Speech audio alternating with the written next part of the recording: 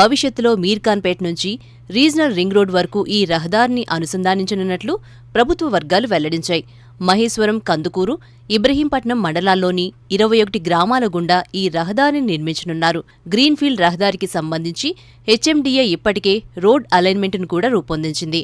దీనికి ప్రభుత్వం ఆమోదముద్ర వేయగానే ఈ రహదారి నిర్మాణం చేపట్టనున్నట్లు తెలుస్తోంది.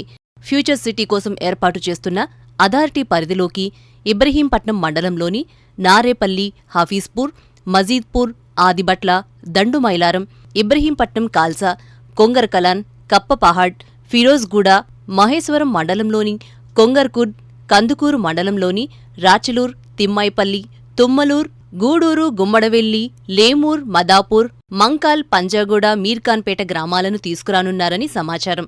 ఇక ఫ్యూచర్ సిటీ కనెక్టివిటీ కోసం గ్రీన్ఫీల్డ్ రహదారి నిర్మాణంపై స్థానికులు హర్షం వ్యక్తం చేస్తున్నారు. తమ ప్రాంతానికి కొత్త సంస్థలు రావడంతో పాటుగా భూముల ధరలకు రెక్కలు వస్తాయని భావిస్తున్నారు.